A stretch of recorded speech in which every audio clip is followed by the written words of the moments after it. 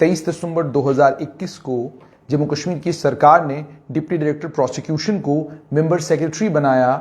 उन standing committees का अलग अलग डिस्ट्रिक्ट्स के लिए जो उनके चार्ज में हैं विटनेस प्रोटेक्शन स्कीम 2018 के तहत। यानी जितने भी डिप्टी डायरेक्टर प्रोसिक्यूशन हैं वो मेंबर सेक्रेटरी होंगे उन तमाम स्टैंडिंग कमिटीज के जो अलग अलग डिस्ट्रिक्टों में बनाई जाएंगी विटनेस प्रोटेक्शन स्कीम के तहत। अब ये विटनेस प्रोटेक्शन स्कीम क्या है? बेसिकली विटनेस प्रोटेक्शन स्कीम असल में मामला ये है कि आतंकवाद, अलगाववाद के चलते या मर्डर कहीं पे होता है, कोई और कहीं पे भयंकर क्राइम होता है, उस क्राइम के विटनेस होते हैं। विटनेस का मतलब हो गया मुशाहिद यानी गवाह, जो शहादत देने वाला है। गवाहों को प्रोटेक्ट करने के लिए सरकार ने 2018 में एक स्कीम लाई थी, लेकिन 2018 में स्कीम लाने के बाद एक लंबा वक्त गुजरा उस स्कीम को ऑपरेशनलाइज करने में। फाइनली 23 दिसंबर 2021 को सरकार ने डिप्टी डायरेक्टर प्रोसिक्यूशन जो अलग अलग डिस्ट्रिक्टों में हैं उन डिप्टी डायरेक्टर प्रोसिक्यूशनों को इस विटनेस प्रोटेक्शन स्कीम का मेंबर सेक्रेटरी, इस विटनेस प्रोटेक्शन स्कीम में एक स्टैंडिंग कमेटी बनती है, जिस स्टैंडिंग कमेटी के पास इख्तियार ये होता है कि कोई भी किसी भी मामले में कोई भी क्राइम हो, चाहे आतंकवाद से जुड़ा हुआ हो, मर्डर हो या अलगाववाद से जुड़ा हुआ हो, एक्सट्रीमिज्म से जुड़ा हुआ हो, ऑर्गेनाइज्ड क्राइम हो, उसमें अगर आप गवाह हैं, अगर आप विटनेस हैं उसमें, तो अब आपको प्रोटेक्शन देने का काम जो है वो सरकार करेगी। प्रोटेक्शन मिलेगी कैसे? प्रोटेक्शन मिलेगी कि आपके डिस्ट्रिक्ट में जो प्रोसिक्यूशन का डिप्टी डायरेक्टर है वो एक स्टैंडिंग कमेटी का मेंबर सेक्रेटरी है। आपने प्रोटेक्शन के लिए एप्लीकेशन जो है इसी डिप्टी डायरेक्टर प्रोसिक्यूशन को देनी है और उसे ये कहना है कि फला मामले में मैं विटनेस हूं और मुझे खतरा है, मुझे शुबा है कि मेरे ऊपर हमला हो सकता है, मुझे मारा जा सकता है, मुझे इलिमिनेट किया जा सकता है, मुझे डराया धमकाया जा सकता है, मुझे हो सकता है कि खौफजदा किया जाए ताकि मैं इसमें विटनेस न बनूं, ताकि मैं इसमें हकाइक लोगों के सामने न लाऊं। तो आपको कॉम्पिटेंट अथॉरिटी यानी आपको डिप्टी डायरेक्टर प्रोसिक्यूशन के पास जाकर एप्लीकेशन फाइल करना है। जब आप एप्लीकेशन मेंबर सेक्रेटरी के पास पहुंचेगी तो उसके बाद वो फौरन एक ऑर्डर पास करेगा और वो कंसर्न थाने से थ्रेट एनालिसिस रिपोर्ट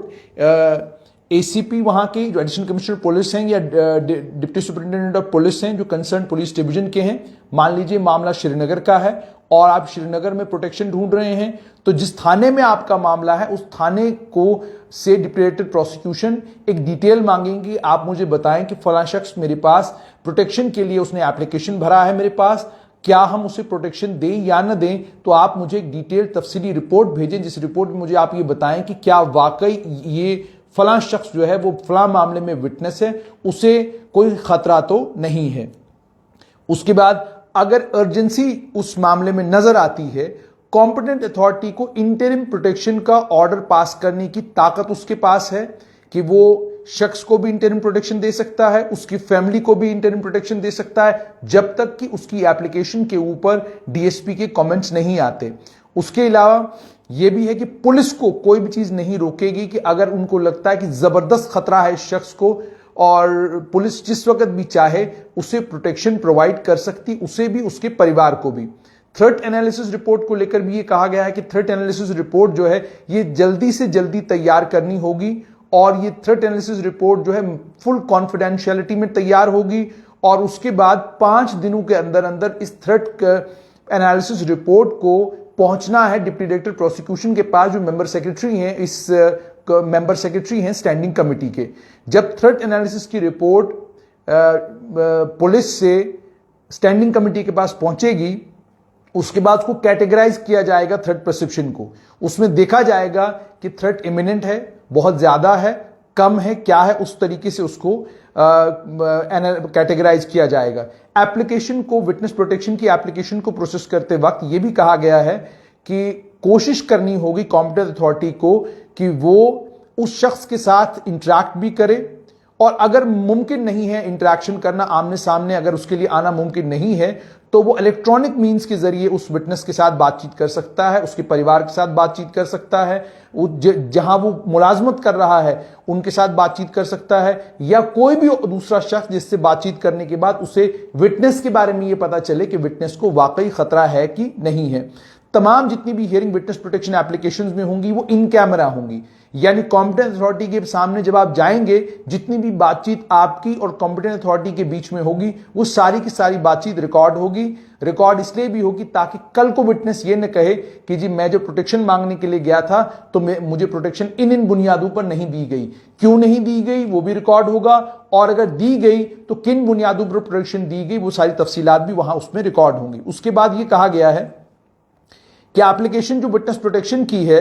जब आपको थ्रेट एनालिसिस रिपोर्ट मिल जाती है कि इसे खौफ कितना है, कितनी थ्रेट है इसे, जब वो रिपोर्ट मिल जाती है उस रिपोर्ट के मिलने के 5 दिनों के अंदर अंदर आपको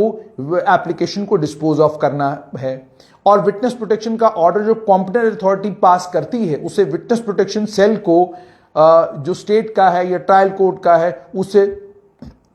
मुकम्मल तौर पर उसे इंप्लीमेंट करना है। और इंप्लीमेंटेशन की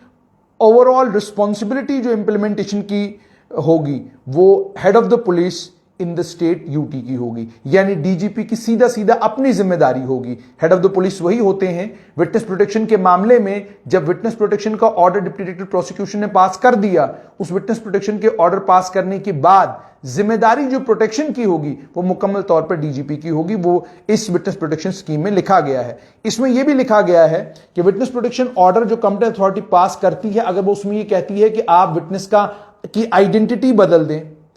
आप विटनेस को जिस जगह पे वो है उस जगह से दूसरी किसी जगह पर पहुंचा दें, या वो ये कहता है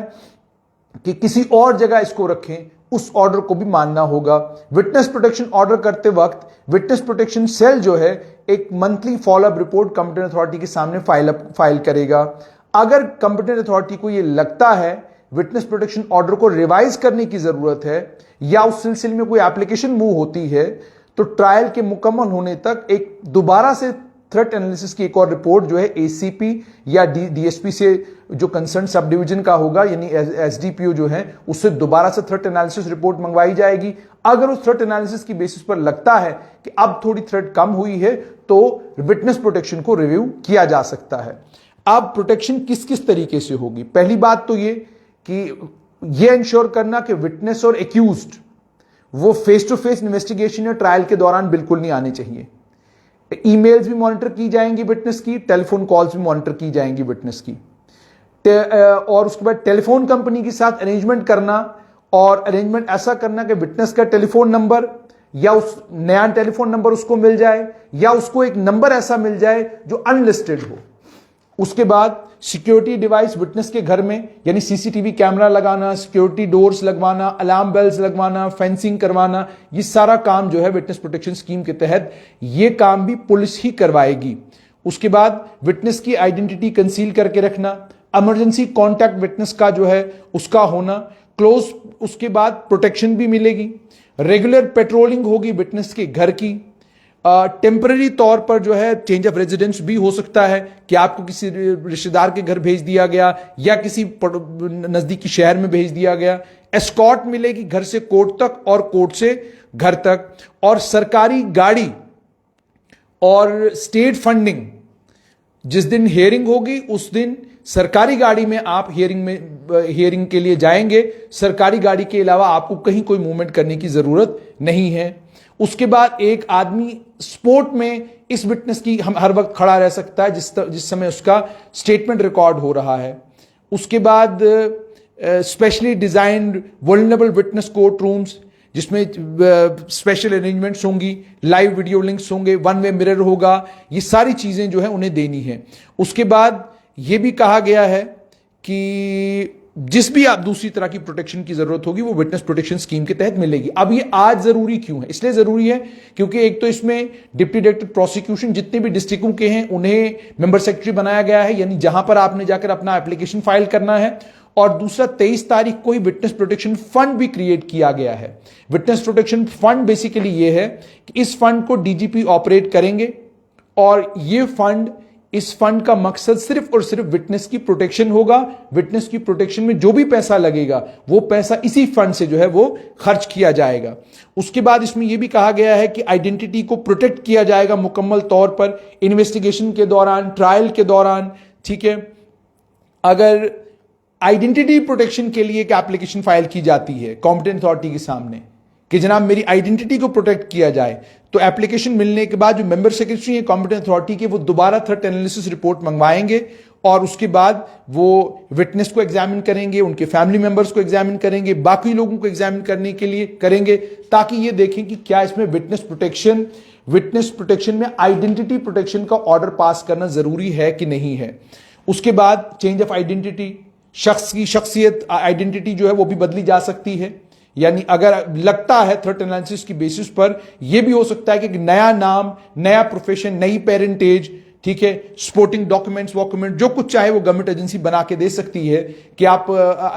मान लीजिए जो विटनेस है उसका नाम पता है क्रिमिनल को, तो आप उसमें क्या कर सकते हैं, उसका नाम बदल सकते हैं, उसका प्रोफेशन बदल सकते हैं, उसकी पेरेंटेज, सब कुछ बदला जा सकता है, नए डॉक्यूमेंट्स तैयार किए जा सकते हैं। नई आइडेंटिटी जो है विटनेस को existing educational professional property rights से बिल्कुल वंचित नहीं करेगी। यानी मान लीजिए किसी टेररिज्म आतंकवाद के किसी मामले में आप गवाह हैं और गवाह होने के बाद अब आपको यह खतरा है कि आपको बाद में टारगेट किया जा सकता है, तो हुकूमत को विटनेस प्रोटेक्शन स्कीम के तहत पार्ट 4 में बिल्कुल इख्तियार है कि वो आपकी आइडेंटिटी मुकम्मल तौर पे बदल सकती है। सिर्फ आपकी आइडेंटिटी जो है वो आपके ऑफिशियल डॉक्यूमेंट्स में, आपकी पढ़ाई लिखाई के डॉक्यूमेंट्स में, आपके मैट्रिकुलेशन के डॉक्यूमेंट में, 12th के डॉक्यूमेंट में, आपकी ग्रेजुएशन के डॉक्यूमेंट में वही रहेगी जो है, लेकिन बाकी आपकी आइडेंटिटी जो है मुकम्मल तौर पर बदली जा सकती है। विटनेस की रिलोकेशन भी हो सकती है। अगर विटनेस रिक्वेस्ट करता है तो उसे थ्रेट एनालिसिस रिपोर्ट की बुनियाद पर उसे किसी और जगह भी भेजा जा सकता है। और उसके बाद हर स्टेट इस स्कीम को वाइड पब्लिसिटी देगी। आईओ इन्वेस्टिगेटिंग ऑफिसर और कोर्ट जो है विटनेस को बताएगी कि एक विटनेस प्रोटेक्शन स्कीम है, क्या आप इस विटनेस प्रोटेक्शन स्कीम का फायदा लेना चाहते हैं। उसके बाद तमाम स्टेक होल्डर्स, इसमें पुलिस है, प्रोसिक्यूशन डिपार्टमेंट है, कोर्ट का स्टाफ है, वकील हैं, दोनों तरफ से उन्हें मुकम्मल तौर पर कॉन्फिडेंशियलिटी मेंटेन करनी होगी और इंश्योर करना होगा कि किसी भी सर्कमस्टेंसेस में कोई भी रिकॉर्ड, कोई भी डॉक्यूमेंट, कोई भी इंफॉर्मेशन प्रोसीडिंग से जुड़ी हुई किसी ऐसे शख्स के साथ शेयर न की जाए जो शख्स इसे पब्लिक कर दे। और तमाम रिकॉर्ड्स जो प्रोसीडिंग के होंगे वो तब तक प्रिजर्व किए जाएंगे जब तक ट्रायल और अपील कोर्ट ऑफ लॉ में पेंडिंग है। 1 साल जब after 1 year of disposal last court proceedings, the hard copy of the records can be vetted out by the competent authority after preserving the scanned soft copies of the same। यानी soft copies आप preserve करेंगे लेकिन hard copies आपको खत्म करनी है। तो जहां तक अब मान लीजिए अगर विटनेस ने एक गलत कंप्लेंट लॉन्च की हुई है, होम डिपार्टमेंट उसके खिलाफ रिकवरी की प्रोसीडिंग्स जो है इनिशिएट कर सकता है, क्योंकि जितना भी खर्चा होगा वो विटनेस प्रोटेक्शन फंड में से विटनेस प्रोटेक्शन स्कीम के तहत खर्चा होगा। अब मान लीजिए आपने झूठ बोला है और पकड़ा गया तो फिर ये सारे का सारा पैसा आपसे वसूला जाएगा। विटनेस या पुलिस अथॉरिटीज अगर उन्हें एग्रीव्ड हैं, एक रिव्यू पिटिशन जो है वो कॉम्पिटेंट अथॉरिटी के सामने 15 दिनों के अंदर अंदर फाइल की जा सकती है। ये विटनेस प्रोटेक्शन स्कीम अब जम्मू कश्मीर में ऑपरेशनल है और विटनेस प्रोटेक्शन स्कीम का बाजाब्ता एक फॉर्म है, वो फॉर्म आपको फिलअप करना है। फॉर्म फिलअप करके आपने डिप्टी डायरेक्टर प्रोसिक्यूशन जो आपके डिस्ट्रिक्ट के हैं उन डिप्टी डायरेक्टर प्रोसिक्यूशन को ये फॉर्म उन्हें देना है। डिप्टी डायरेक्टर प्रोसिक्यूशन उसके बाद डीवाईएसपी से रिपोर्ट मंगवाएंगे, थर्ड प्रिस्क्रिप्शन रिपोर्ट मंगवाएंगे और उस थर्ड प्रिस्क्रिप्शन रिपोर्ट की बुनियाद पर वो तमाम कदम उठा सकते हैं जिन कदम से आपकी आइडेंटिटी को प्रिजर्व किया जा सके, आपकी आइडेंटिटी को कंसील किया जाए और आपको आतंकवादी हो, क्रिमिनल हो, जिससे भी आपको खतरा है आपको उस खतरे से बचाया जा सके। और मैंने आपको कहा कि इस विटनेस प्रोटेक्शन स्कीम में यहां तक प्रावधान है कि अगर किसी एक विटनेस को लेकर यह लगता है थ्रेट परसेप्शन रिपोर्ट से कि ये इसे निशाना बाद में बनाया जा सकता है, आतंकवादी इसको टारगेट कर सकते हैं, क्रिमिनल इसको टारगेट कर सकते हैं, तो उसकी आइडेंटिटी मुकम्मल तौर पर बदली जा सकती है और उस आइडेंटिटी को बदलने के पूरे इख्तियारात जो है वो विटनेस प्रोटेक्शन स्कीम के तहत दिए गए हैं। और सबसे इंपॉर्टेंट ये कि आइडेंटिटी बदली जा सकती है और आइडेंटिटी बदलते वक्त अब ये परेशानी कि अगर मेरा नाम बदल दिया गया तो मेरे एकेडमिक रिकॉर्ड्स का क्या होगा। एकेडमिक रिकॉर्ड्स में कोई बदलाव नहीं आएगा, वो वैसे का वैसा रहेगा, सिर्फ आपका नाम, आपकी आइडेंटिटी और आपकी पहचान बदली जाएगी।